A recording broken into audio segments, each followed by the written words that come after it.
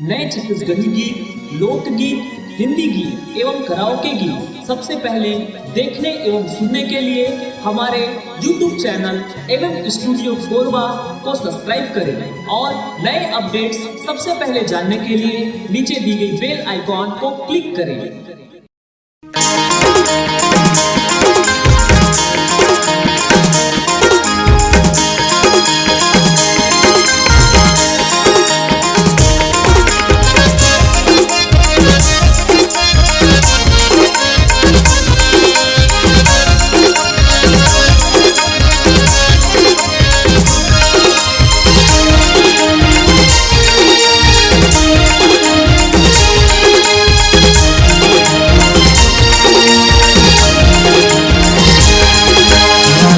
Lipstick तोर वो झूलल ही कमोर, हाँ लाल लिपस्टिक तोर वो झूलल ही कमोर।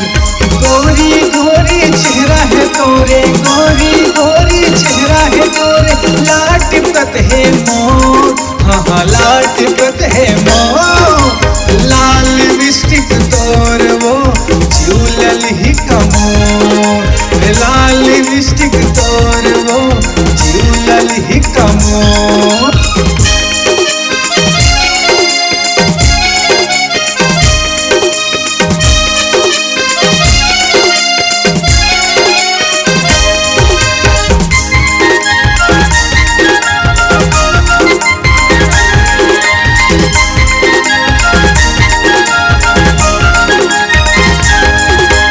बड़े सुघर तो लगड़ है विधाता, चुक चुक ले तो लवो।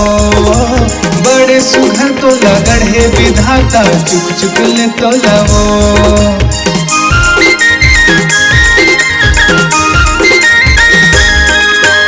बड़े सुघर तो लगड़ है विधाता, चुक चुक ले तो लवो।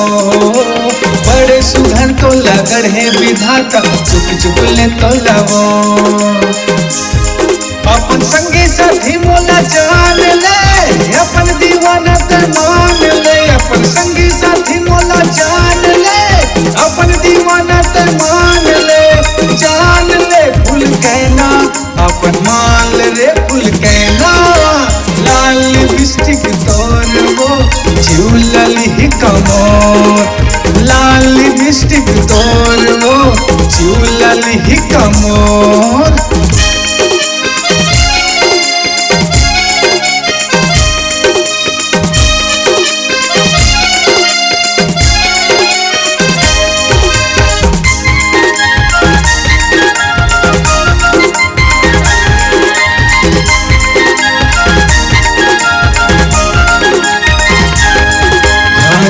पहन के निकले रे गोरी करके खुला बाल वो, जौन देखे तोला रे गोरी हो गए हैं बेहाल वो।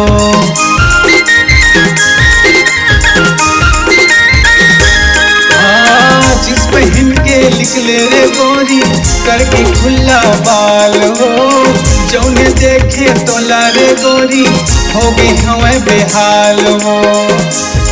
तै तो माल दिखत हज खाटी, तोला बना लेते संगी साथी। तै तो माल दिखत हज खाटी, तोला बना लेते संगी साथी। कहूँ हाँ कहते मोरे रानी, कहूँ हाँ कहते तै तो रानी।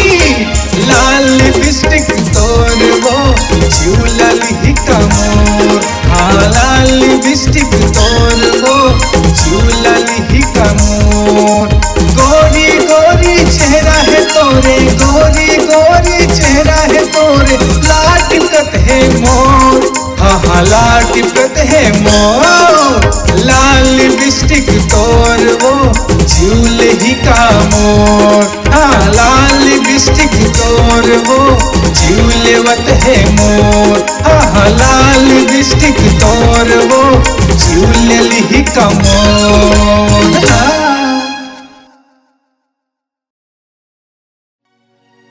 आपकी अपनी आवाज को एक नई ऊंचाई तक ले जाने के लिए एमएम स्टूडियो बुधवारी बाजार कोरबा आपको एक सुनहरा अवसर प्रदान करता है।